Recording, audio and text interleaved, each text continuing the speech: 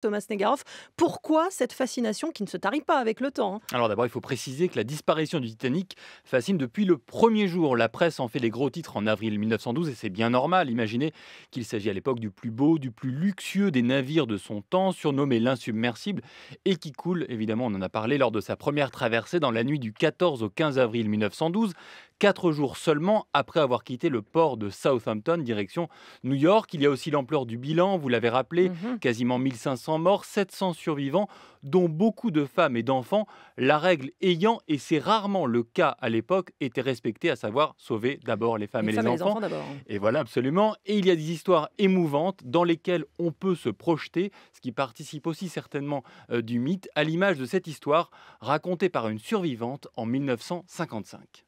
Près de moi étaient deux beaux vieillards, Mr. et Mrs. Strauss, propriétaires des grands magasins Macy's de New York. Elle refusa d'aller dans la barque après y avoir fait descendre sa femme de chambre. Elle se suspendit au cou de son mari en lui disant: « Nous sommes mariés depuis 50 ans, je ne veux pas te quitter, je veux mourir avec toi. » Vous voyez, si on a un problème technique, je vous... Oui, on a vraiment un problème technique. On peut ouvrir le micro de Thomas? Voilà, non, je disais juste que s'il y avait un problème technique, on resterait ensemble tous les deux aussi, hein. Oui. Alors, il y a aussi, Thomas, le mystère de l'épave qui a très longtemps nourri le mythe. Oui, un triple mystère même. Celui d'abord de l'état de l'épave. Le navire a-t-il été coupé en deux par le choc ou bien est-il resté en un seul morceau au fond de l'océan? On ne le savait pas encore à l'époque. Celui ensuite de son contenu. Des personnes aussi fortunées, on l'a entendu, n'ont pu laisser qu'un trésor dans le fond de l'océan. On parle de diamants. D'où évidemment le troisième mystère qui permet d'ailleurs de résoudre les deux premiers. Celui du lieu de l'épave, objet de nombreuses recherches depuis les années 1920 déjà.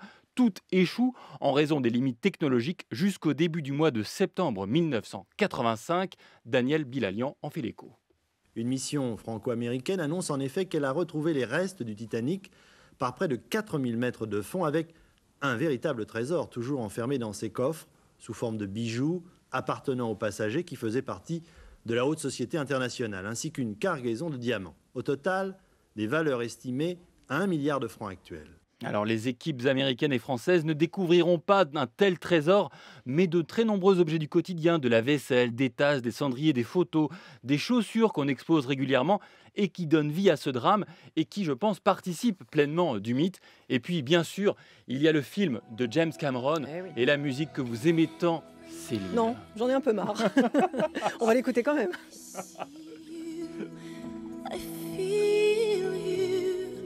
That is how I know you. Voilà, Céline Dion, même elle en a assez, elle le dit, hein, de chanter cette chanson. C'est son plus Alors, grand c'est tube, réciproque. évidemment. À demain, Thomas Negaroff.